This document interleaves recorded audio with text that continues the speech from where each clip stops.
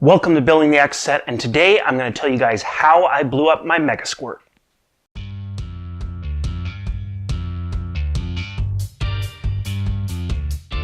Hi, my name's Brent with Building the X set. Behind me is my 2018 X-Emotive X set that I built myself. It is based on a Mazda Miata kit car.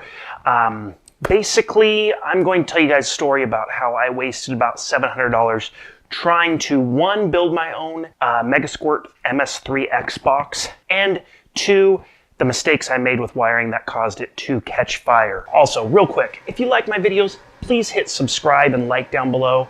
Every time I get a subscriber, it gives me more motivation to keep making these for you guys.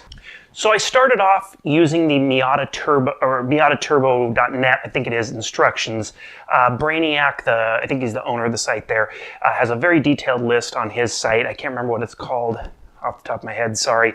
But he has a very, very detailed, specific way of building one specifically for a Mazda Miata, only using the pins and locations that you will need for it, not fully populating the whole board. I also, at the same time, and this is where it got really stupid of me, I decided I'm going to do a completely custom wiring harness for my X set, starting from scratch, which, now that I'm done, was the correct decision.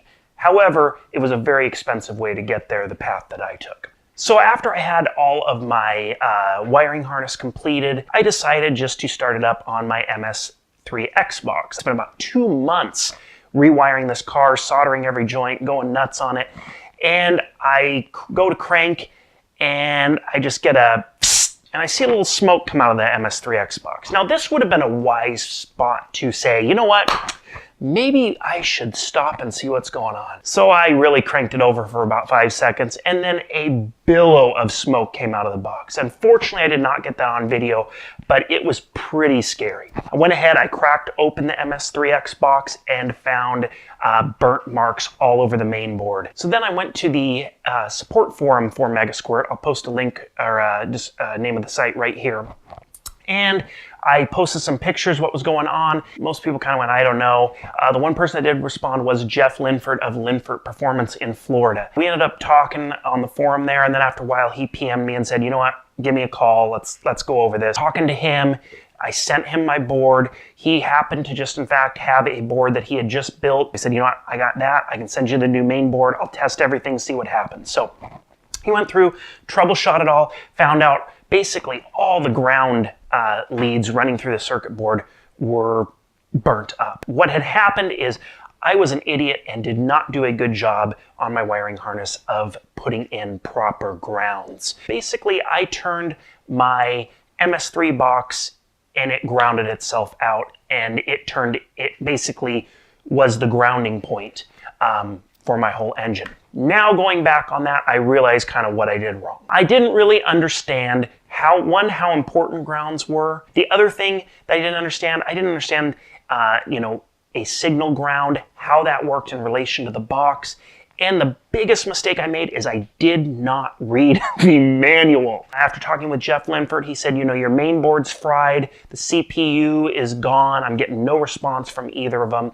I could try to repair it, but honestly, it costs more than me just building you a new board. So I said, build it, let's get it going. I get the board back. He thought the X card looked okay, but wasn't sure. I get it back, I get no signal at all on my spark plug. And so we ended up having to do a new X board too. That eventually, in turn, the car would fire up. So long story short, basically this was about a $600 to $700 mistake. Retrospect, now looking back at it, I should have really just ordered a pre-built board or fully populated the board, and I should have started the car on my stock ECU, because blowing up a $50 stock ECU would have been much, much, much better than blowing up a several $100 MS3X board. Now I'm going to show you real quickly the key problems that I had. My grounds, if you look in the instructions of the wiring for an Ms3X, you will see that there is about 8 to 10 different ground wires between the MS3 box and the engine. And so these need to terminate at the head of the motor. I also had forgotten to ground strap my engine head, or my engine ground, to the frame. So altogether, make sure you follow the directions, everything is hooked up as it says in the Megasquirt 3 manual, And also make sure to be smart and use plenty of grounding. It does need it. Let me be a lesson to you guys. It's a very expensive mistake to make. That's all I got for this one, guys. I appreciate you watching. Please hit like or subscribe down below. It lets me know people like these videos and want me to keep making them. I try to do a lot of content for Exocets and Miata stuff just to give others a little help. Hopefully it helps you guys out. Thanks again. See you in the next one.